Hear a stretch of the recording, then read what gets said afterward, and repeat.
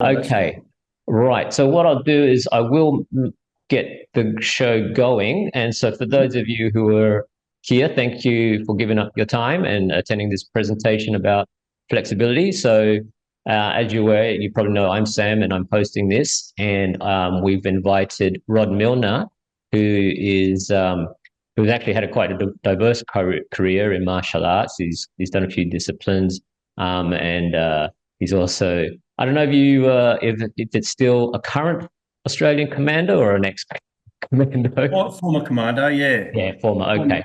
Yeah, I thought maybe the rank still stays once, even though you retired.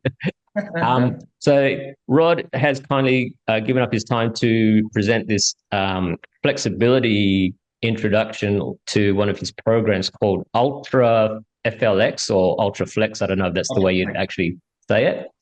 So he's just going to give us some background on some safety principles about stretching and how to increase flexibility. Let him do all the talking now. So what I'll do is I'll just put him as on spotlight. So hopefully he is large in your screen.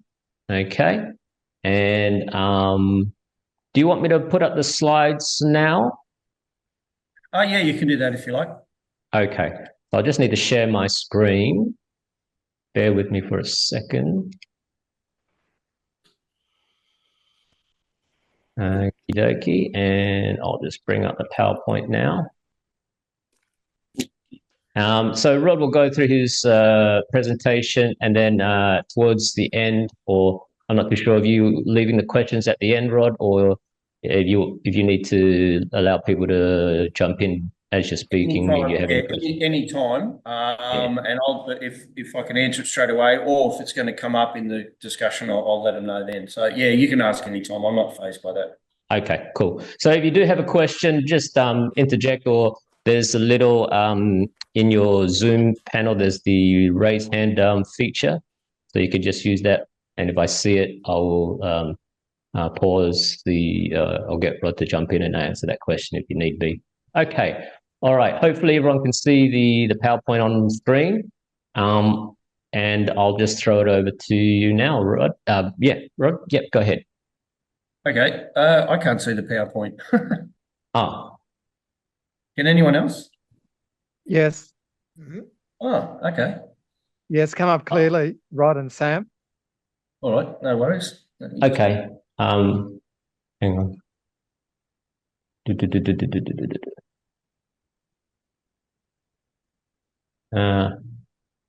You still can't see it, Rod? Well, I've just pulled it up on my own one, so okay.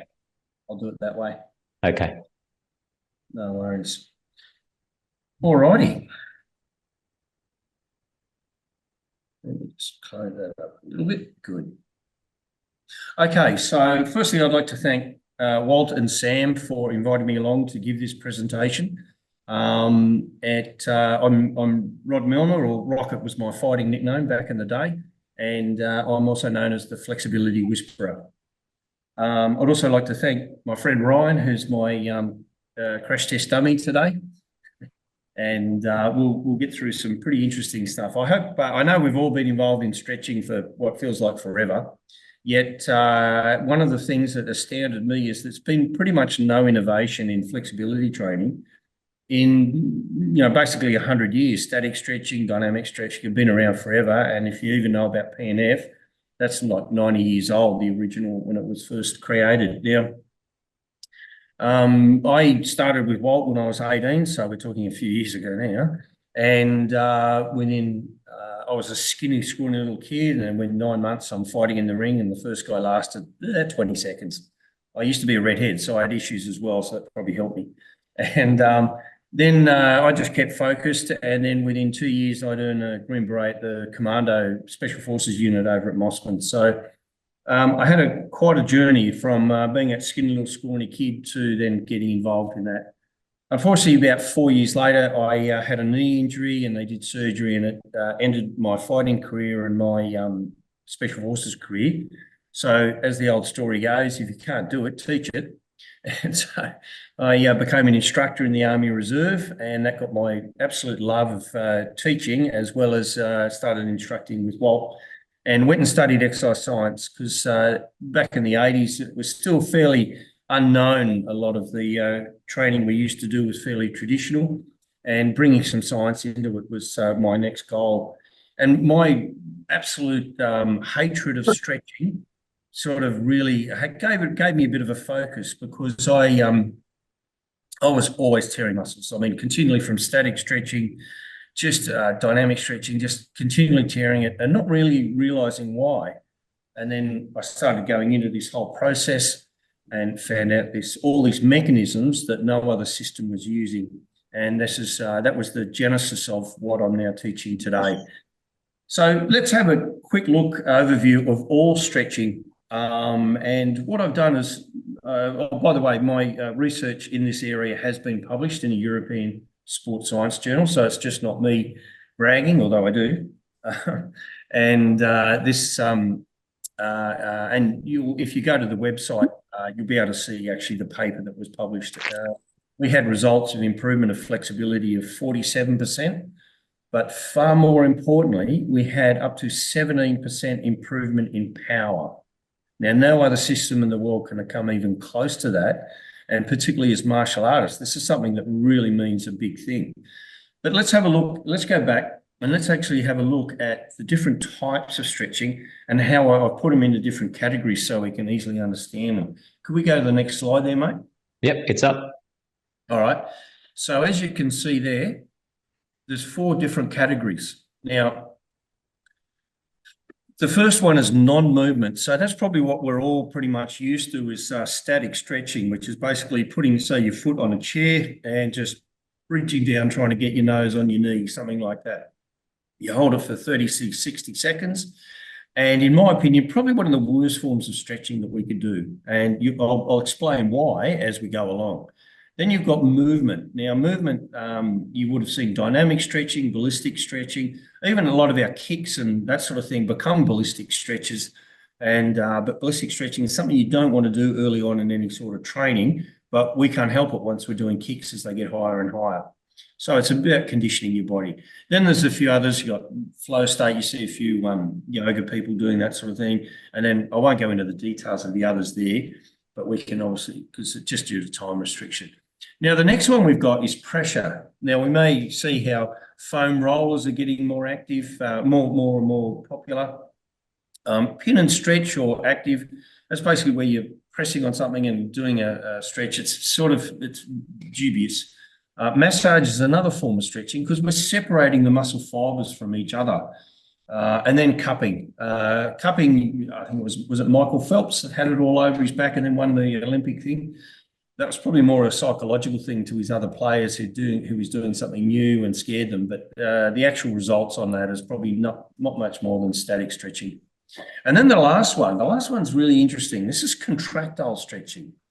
Now, active static stretching is basically, if you can imagine standing and just lifting your leg and using your quadricep, that's then stretching the hamstring. But very few people actually do this sort of stretching.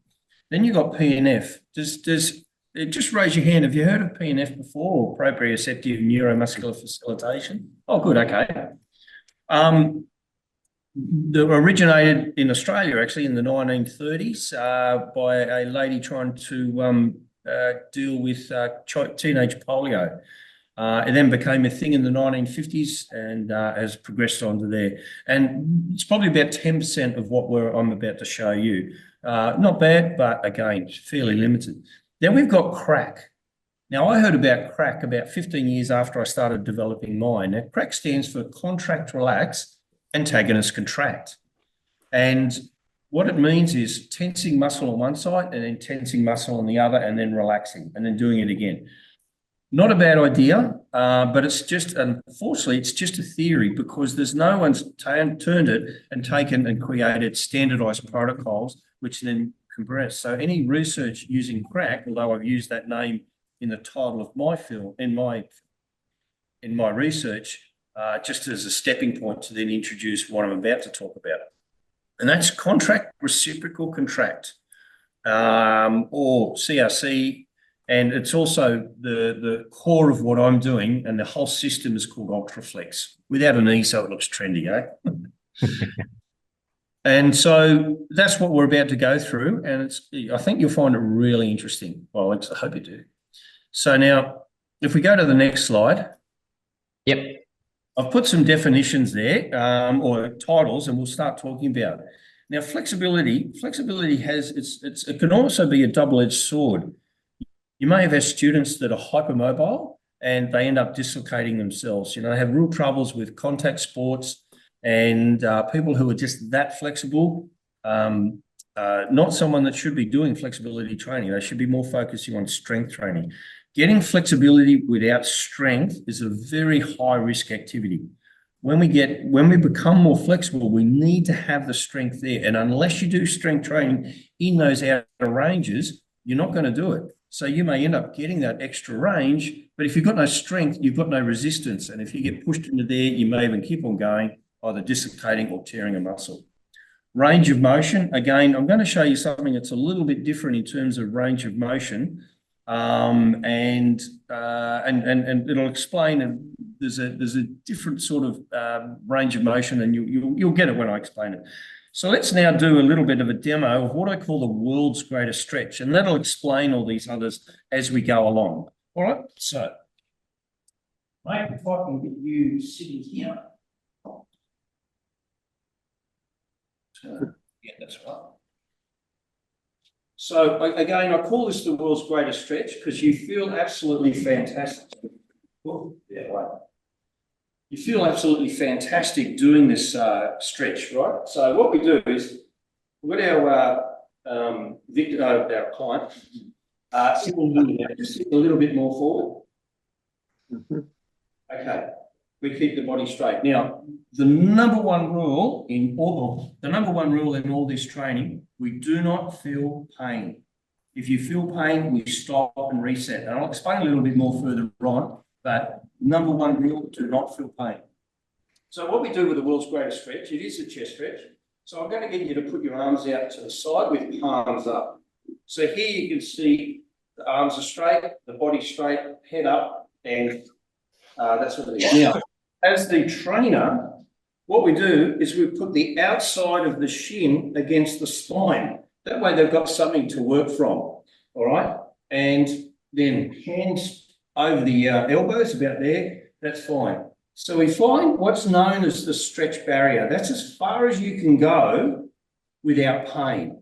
Now, the stretch barrier itself, if you go any further back and you invoke it, which is what happens when we do static stretching, what happens is sensors in the muscle send a signal to the spinal cord. Spinal cord doesn't tell the brain, it just sends a signal back to the muscle, contract, stop the stretch.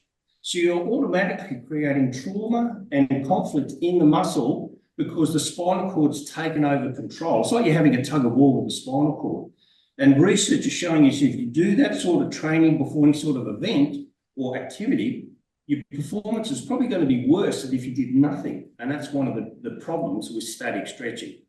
Static stretching and dynamic stretching force the muscles open, but that is a very unnatural way of training because the body doesn't work like that way and it resists it. But let's have a look at something different here.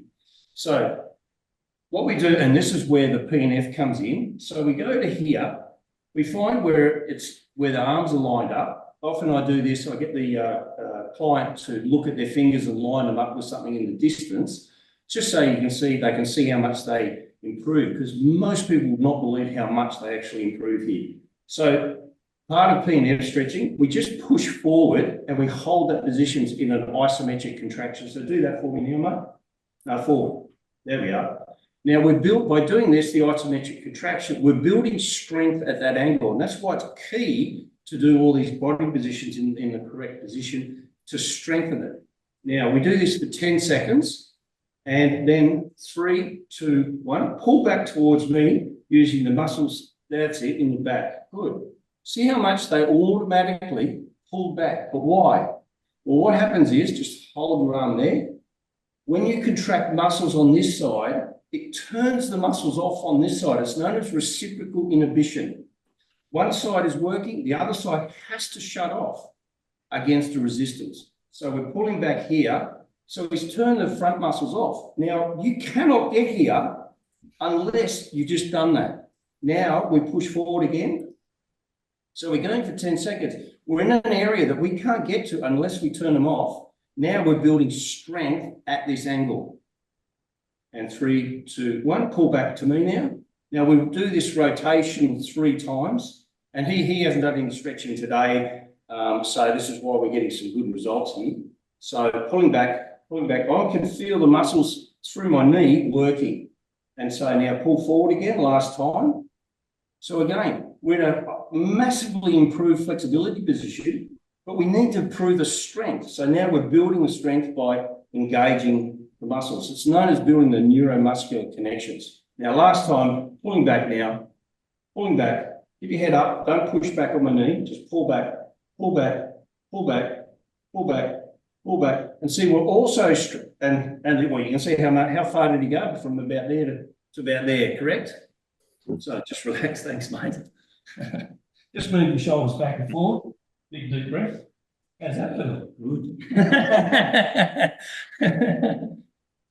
I call it what's great a stretch because you absolutely feel fantastic. It opens up the whole chest area, it relaxes everything, and that's where we're going with it. So the key factors are there is understanding a stretch barrier. You cannot go past it, but you can improve it. Now, so then, because we do not want to engage the stretch reflex, as I mentioned, because it will hamper your performance, but it also causes pain. That's where a lot of problems are. And we push into it. That's how we've all been trained how to do it, but it's so wrong. Okay, so then an isometric contraction really builds the... Sleep. You have to tell your boss. Go ahead. So the isometric contraction, basically, if you go to a gym and start doing weights or anything like that, within a week or 2 weeks, you're almost doubling the amount of weight you can move, like from 5 kilos to 10 kilos, something like that. But you're not getting double in size, so how do you get stronger? Well, what happens is that is the neuromuscular connection. So what happens is when you first start training, it'll pick every muscle fiber it can to lift that weight. But very soon the body learns, oh, I only need to pick that muscle fiber, that muscle fiber, that muscle fiber, and I'll put it in that sequence, and that becomes easier. That's why we then need to increase the weight to be able to get all that sort of stuff, because the neuromuscular connections from the brain through the spine to the muscle get better and better and better. Now, after 12 to 16 weeks, it then switches over, and then the muscles start getting bigger and bigger. You know, that's the primary method of how the science of this works. And reciprocally, one more thing on isometric contractions, what they're saying is that if you strengthen that angle, it also accounts for 15 to 20% either side of that angle. So you're getting quite a range of movement of strength in those extreme ranges from just that action there. Righto. So, and then reciprocal inhibition, as I said, one side works, the other side has to turn off. It cannot function. And that's the beauty of this system, is that you're being able to get into locations of your body, you're getting into extreme locations and building strength, and you can't do it any other way, at least not I've found anyway. So let's have a look at the next slide there, mate. Okay, just give me 1 second. I just got to share the screen again. And we're on definitions continued. Is that the correct one? Yeah, that's it. So I've actually covered a lot of those things, what I just said then. Okay. And power, like I said, in contractile velocity. Now, contractile velocity is the speed of how quickly your muscles improve in building speed in an action. And so by having this extra range, like when we did our case study, we did what's known as a long jump, a non-arm swing long jump. So all it gets down to is pure muscle, pure extra range, and the ability to jump as far as you can. And we had one guy jumped another 31 centimeters, and the only difference was 1 hour and 7 stretches. Now that's incredible, but he was able to go into so much deeper range, which means he can then also grab more muscle fibers because they're not being restricted. You're not going past the stretch barrier. So you've got more muscle fibers to actually activate and help with the power. So, and as you can imagine, this helps with kicks, punches, elbows, everything else like that. So now, if we go through, now, what I'd like to do is if we, and I'll just put this on the large so I can see. I'm more than happy now if we go through, let me just make this a bit bigger. There we are. I want to go through what I call the Super Six. Now, the Super Six are the key joints of the body that we start training. Now, we just did the chest, right? So we crossed there. Now I'll talk about the sides, right? So this you'll find if you do it, and most people are really weak when they start off here, but I've got a jiu-jitsu guy that has got so strong in this area. I mean, I feel like he's, if you remember the movie, The Avengers, where the Hulk and you got Loki, and he goes, "I'm a god." And the Hulk just goes, up, bang, up, bang, up, bang. That's what it feels like this guy's about to do to me. He's getting so much stronger. So what we do there is, so I'll show you how this works. So stand up, just a minute for that. Facing the camera. And what I'll do, I'll get you to put your hand on here and reach up over the top. So what we're doing here, we're ensuring that the body is in a straight line here, elbows pointed towards myself, and he basically tries to get his elbow down to my foot. So we're pushing the hips over, going right over as far as we can. Again, for 10 seconds. Now, I'm holding him easily, and I get him to try and stand up. So now we're doing that isometric contraction on the body on the side. You imagine how this helps with kicks on both sides, on both ways. Coming down further, coming down, elbow. Each time, in most cases, you can get further and standing up again. And coming down. You've got to be careful that because the knees can bend, we need to keep them straight because we don't want to start twisting the body. We want to just focus on the muscles. And then the last one, what I do is I be careful not to push here, but try and stand up. Stand up, go, go, go. Don't push here, pull here. Pull here. Yeah, there we are. Yeah, it is very, very hard, this one. And but very quickly, you build strength and resilience for it. And that really starts playing out with everything with kicks because you're moving your body in all these extreme positions. So then we've got sides. Now, the third one, lower back. Now, this is an interesting one. Jumping up. You can there. Now, to stretch the lower back, we want to really open it up. So the best way I've found to do that, bring the knees up, feet there, and put your hands on the inside of your legs or your ankles. There we go. Just relax. Just relax. Take your time. Ease into it. Now, in this case, what I get him to do is, like pulling the knee up, I get him to pull the knee past his elbow, past his elbows, past his armpits, pulling the knees down. Pulling the knees down. Now I hold this position, I tell him to push really lightly. So push, push. But, it's only really light because otherwise he'd throw me away. Now pull him down again and use your abs as well to really open up that lower back. Good. Push away and pull down, pull down, pull down, pull down, pull down. Good job. That's right. Okay, so bring you down to here. Okay, so that's the first three of the training program, and of the Super Six. I mean, I've got lots and lots of different stretches for the entire body and that sort of thing. But if we just did the Super Six, even on a semi-regular basis, your body will just adapt and change really fast. But let's have a look at components that the next level. If we go to the next slide there, Sam. Oh, actually, before we go any further, any questions? Yeah, actually, I do. So first of all, I have seen this technique, method, sorry, I should say. How new is it? Well, there's no one else in the world doing it. There are a few people doing a few little variations, but not really many people doing the actual this technique specifically. Right.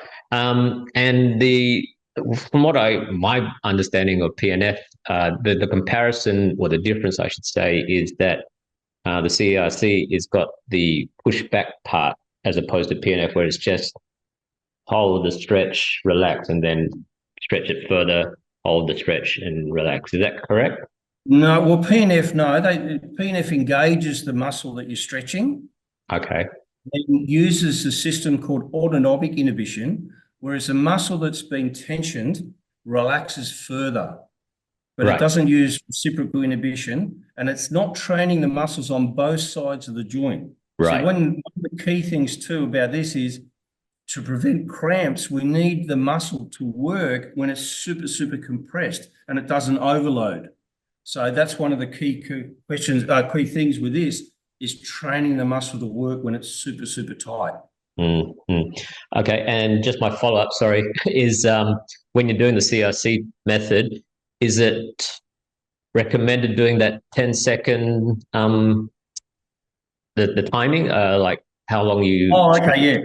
If you look on you've got some handouts coming to you guys. So I know this is partner training, but there's also solo training, and the techniques are a little bit different. But I find partner training is up to about 20% more effective because the partner is able to take you further into a stretch than you can get on your own. Why that is, I don't know. I'm still trying to work it out myself. But it allows you to go further and without still, remember, you're not allowed to feel pain doing this training. Number one thing, because if you're feeling pain, what have you done? You've triggered the stretch reflex, and that's the last thing we want to do in that area. So, any other questions? How are we going? Okay, I'll just have another follow-up. Maybe I'm asking the question on behalf of everyone. So that pain thing that you're talking about, what would be the ideal sensation one should be feeling? Because you say pain, some people, yeah. So there's two distinct sensations you'll feel. You'll either feel discomfort or you feel pain. Now, pain is pain. There's no question about it. But discomfort's a pain in the ass, but it's not pain. It's your body adapting, and you'll find the more you do this sort of stretching, your body will adapt to the discomfort, and it actually feels really good. I mean, I do the chest one almost on a regular basis every day, you know, because it just feels so good, and it's comforting, you know. So the discomfort is just the body is adjusting to what you want it to go to. But pain, and also with discomfort, I don't like going above, say, level 7, because once you start going that little bit higher, your breathing starts laboring, or you stop and you start forcing. Now, here's the problem. You cannot go into flexibility with the same mindset as though you're going to do a gym session, a weight session, or a martial arts session, because you're using intensity and force in those actions. But with flexibility, we need to keep the body and the environment in a more smoother or more relaxed sense. You cannot start pushing in flexibility, because what will happen is when you're pushing, you're actually, like in the gym or doing martial arts, you're putting stress on the body, like, you know, and the body will then, so actually, let's do a little quick exercise, right? What I'd like everyone to do, close your eyes, and what I want you to do, close your eyes. Let's take 10 seconds, so it's not a big deal. And I want you to think of someone or something that really gets under your skin. Really annoys you, really gets you going. Just feel that feeling for a few seconds. Just feel it, be there, think of it, you know, that sort of thing. Okay, switch. Think of a puppy dog. Think of a cute big puppy dog eyes, barking at you, so happy to see you. Okay, open your eyes. Now, when we did that exercise, a lot of people feel like almost like a wave goes through them, like the body just feels like it relaxes, and there's like this sensation that goes through them. Well, what is that? Did anyone feel that, by the way? Did anyone notice that? Yeah. Yeah, good. What it actually is more than likely it's oxytocin, because the thoughts create the environment in the body, and that will release whatever chemicals are going on. Now, if we look at the first one, we think frustration and anger, they're like secondary emotions to fear. Now, fear releases cortisol and adrenaline. Those things start tightening up the body. Remember, it's ready for fight or flight. Now, it'll start locking up the body. Then oxytocin or endorphins, those sort of chemicals, relax the body. So this is why you can't go into a flexibility session with the mindset of a gym session. I'm going to hit it out hard. You've got to go into it with a thought pattern of relaxed breathing, relaxed thought pattern, and just take it easy. You know, like I know we're looking at martial arts, and it's sort of a bit hard to say, but I say, look, think of your muscles like a marshmallow. Just let them ease out. So instead of forcing, you're allowing them to open. We're not forcing them open, we're allowing them to open. And that, I can tell you, so many clients I've had, it just automatically improves the flexibility straight away, just by changing your thoughts, which then changes the environment inside your body.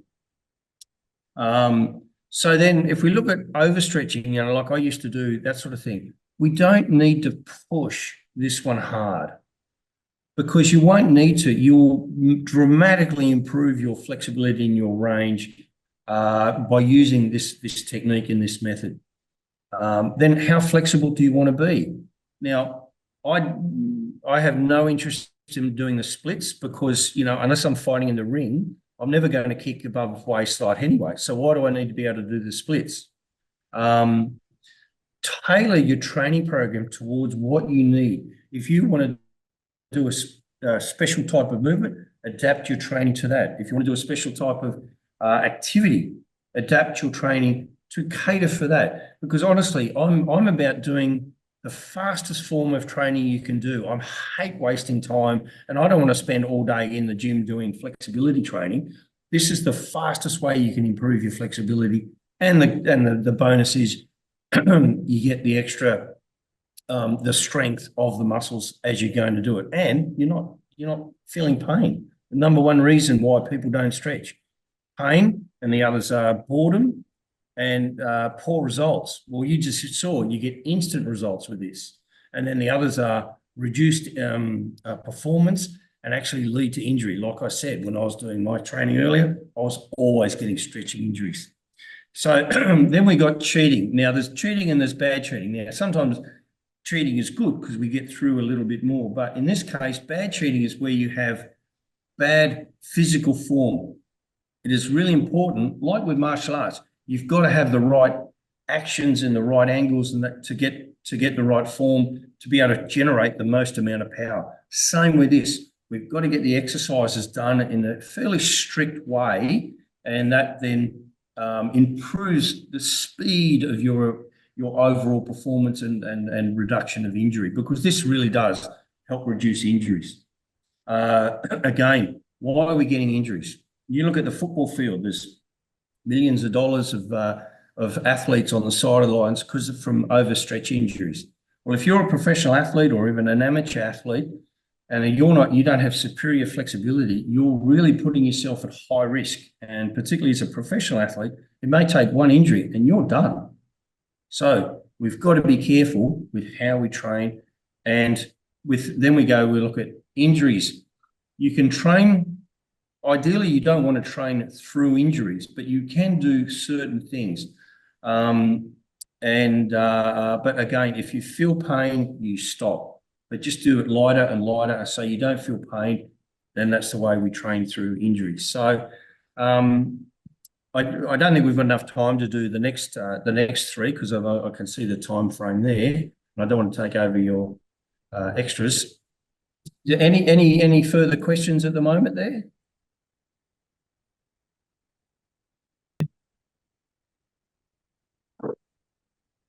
I think There we can you go. hear me There you now, go. Rod? Yep. Yep. So, Hey, Rod, Graham. I was just wondering about the breathing, because Yep. in Qigong, for example, when you're doing, there's two types of breathing. There's in the nose and out the mouth when you're trying to clear, when you're trying to pulse. But when you want to clear, it's in the nose and out the nose. What about the breathing in this sort of stretching? I mainly focus, because there's so many things to concentrate on, I mainly focus on making sure the breathing is either smooth. So we can do either box breathing or like 4 seconds in, pause, 4 seconds out. It's more about, with the breathing, is monitoring how much stress is going through the body. If you start holding your breath or you start panting, you're trying too hard, which means you're going to probably evoke the fear hormones, tighten yourself up. So I use that more as a as a thought process, or a monitoring of that. So calm breathing all the time ensures you are doing the exercise better. Now, on a visualization level, I then get them to think of a favorite color, whether it's blue or green or purple or whatever. And when they're breathing in, I get them to think of, they're breathing in a blue air, it's going to their lungs, and then it's going straight to the muscle that you're concentrating on. It makes the people concentrate on the muscles that we're trying to stretch.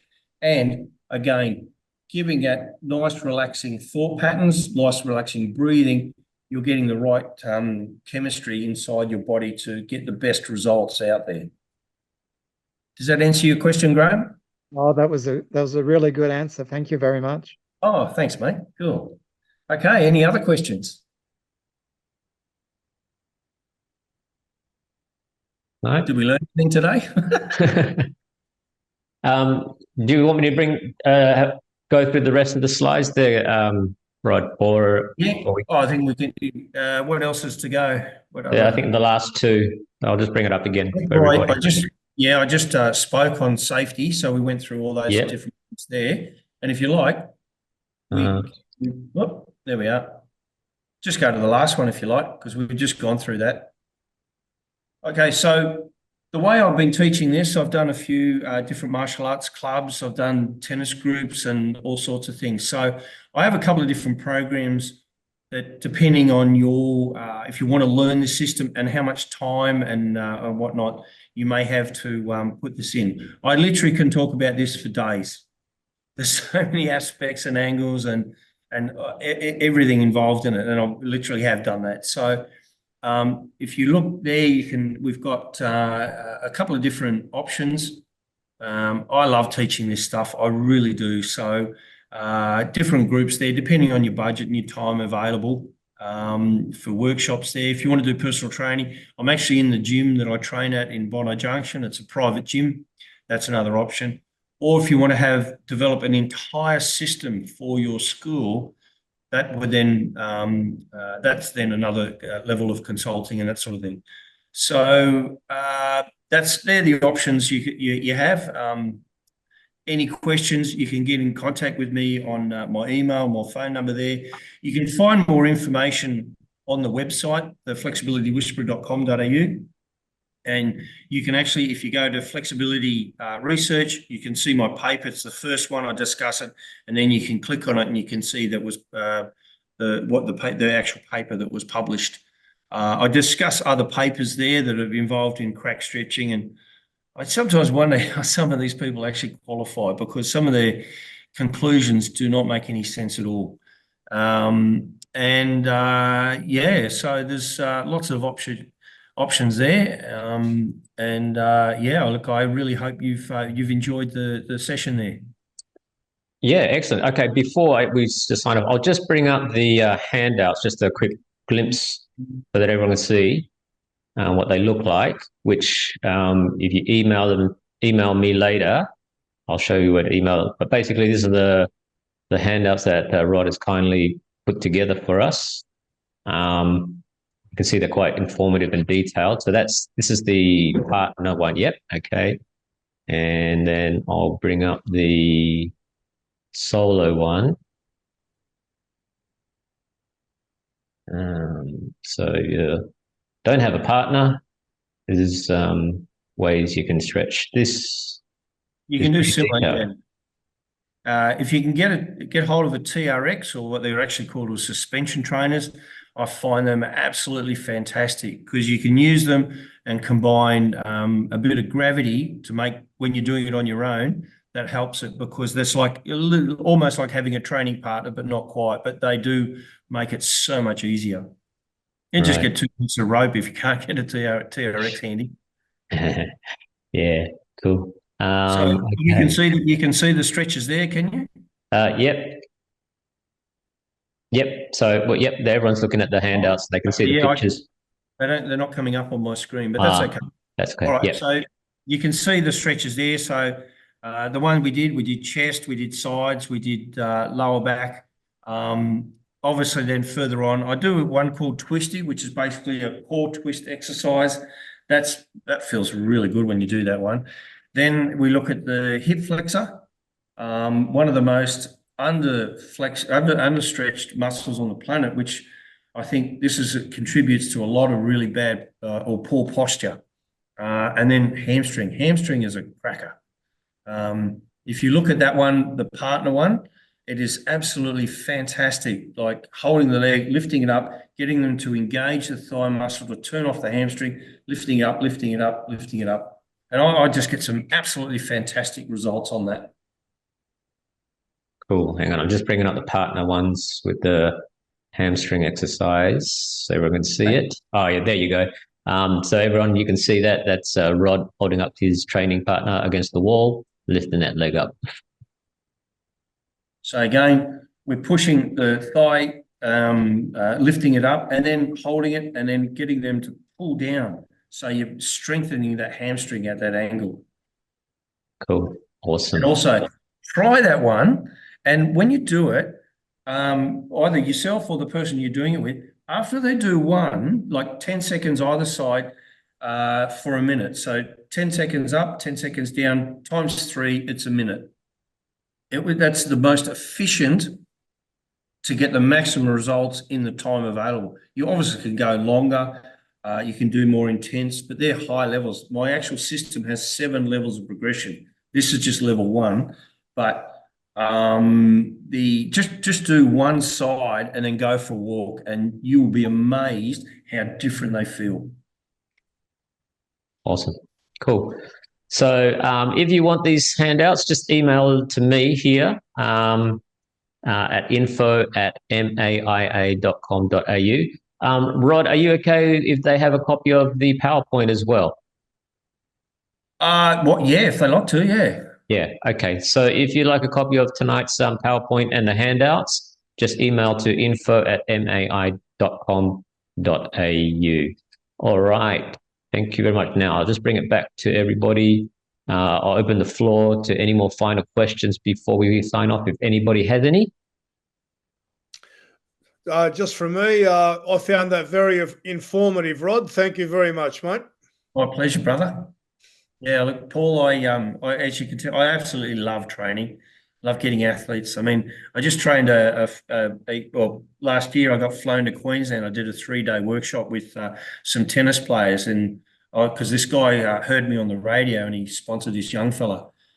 This young bloke, I also showed him how to improve power without having to do any weight training, and he couldn't believe it. 7 weeks later, he wins the Australian Masters Championships for 14 and under in singles and doubles, the cheeky little bugger. Fantastic. Yeah. Just, I love it. Yep. Awesome. Anybody Rod and else? Ryan, thanks so much for all your time. It was very interesting. My pleasure. My pleasure. Thank you for having me. Well, thank you for presenting for us. Excellent. Okay, so Thank you very much. Right. all right. Thank you very much, everyone. I just let you also know before you leave, as I am recording this presentation, and it will go up on our YouTube channel in a couple of weeks. So just bear with me once that's up. But yeah, Rod said it's okay for us to put that up. I'm going to give you one more tip before we go, of the old final thought. When you guys get a cramp, or your players or fighters get a cramp, how do we normally treat that? Tell me. How do you normally treat a cramp, say in the calf? I usually stretch out the calf muscle. Yeah, So, right. Sorry, Sam. yeah, I Worst figured you were going to say thing that. absolutely. Go, oh, oh no. You there? Can you hear me? Yeah, yeah.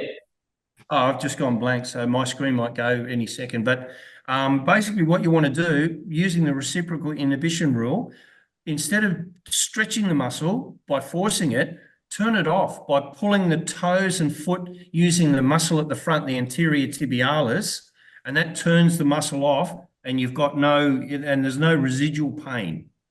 Any Okay. Looks like we lost you there, Rod. Yeah, I think he's run out of juice or something. Yeah. Okay. Hopefully he's going to come back. Doesn't look like it. All right. Okay. Yep. Yeah. I think he's run out of juice. All right. I think we'll leave it at that. If you do have some follow-up questions for Rod, you can email them through to me as well at email address again, and I'll see if he can respond. Or you've got his email, actually. You can email him directly. Okay. All right. Thank you. Okay. Thanks, Yeah, his Sam. battery died, so that's it. All right. Thanks, everybody. Thanks for your time. We'll have another one of these coming up soon. Okay. Fantastic. Thank you, Sam. Bye-bye. All right. Thanks, Sam. everybody. Bye. Thanks, Sam.